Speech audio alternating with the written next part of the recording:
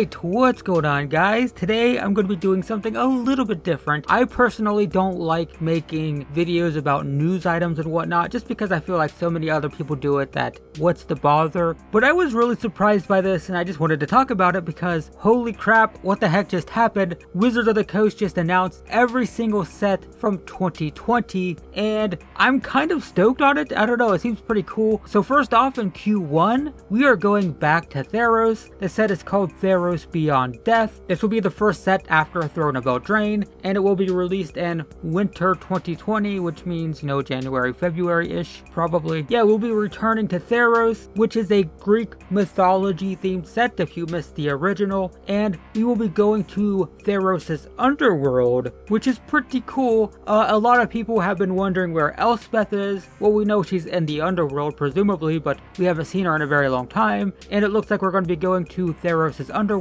and presumably that's where we're going to see Elspeth finally. And yeah, Theros, Greek mythology. Pretty cool to see Theros back. It's a pretty cool plane if you enjoy Greek mythology. Now this next one is the one that I am so excited for. It's almost this set alone that made me want to make this video because holy crap am I excited about the description of this next set. It is Ikoria, something like that. Ikoria, Lair of Behemoth. This is going to be coming out spring 2020, and there's two things that have me really excited about this set. First off, it is a brand new plane, so we have never been here before. I have made videos in the past complaining that maybe Wizards of the Coast rehashes old content a little bit too much, so whenever we go to a new plane we've never seen before, I get excited. But even better, if you follow me on social media, I occasionally complain about this. The plane is described as monster-centric. So I always complain about humans and humanoids. I just find them boring. I did not get into Magic for humans. I got into Magic because I thought the dragons were cool and the demons were cool and the goblins were cool.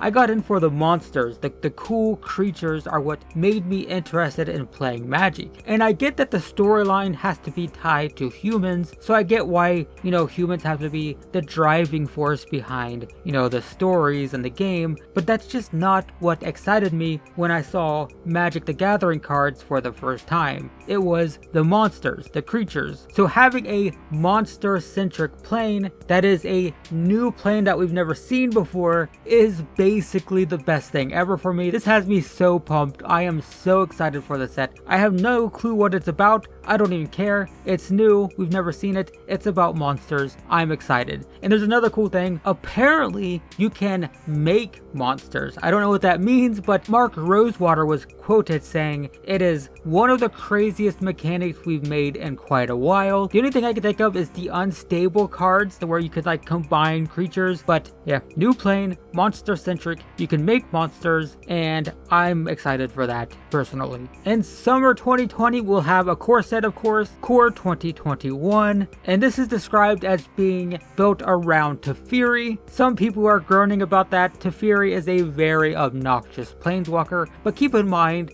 just because the core set is themed around Teferi doesn't mean he's gonna, play a major role. It's gonna be like Chandra in the current Core 2020 set. He's basically going to be the face of the set, and presumably there will be 2 or 3 planeswalkers built after him. He'll probably have an uncommon, rare, and mythic version just like Chandra, but beyond that it's going to be a standard, core set, but just apparently with some Teferi stuff going on. And then we're going back to Zendikar with Zendikar Rising. Yep, back to Zendikar. Now when I first saw this, I was pretty excited because I love the Eldrazi. I know it's a controversial opinion. Some people hate the Eldrazi, but H.P. Lovecraft is one of my favorite authors of all time. So the Eldrazi are really cool. And when I saw Zendikar Rising, I thought, yes, we're gonna get some more Eldrazi. Maybe Eldrazi will be good in Modern again. I mean, technically Eldrazi Tron is popular in Modern, but it's more of a Tron deck with some Eldrazi floating around. But I was excited at first, but unfortunately this is not going to be an Eldrazi set. Remember that the Eldrazi have left Zendikar. They were last seen on Innistrad with Eldritch Moon. So this is the Zendikar post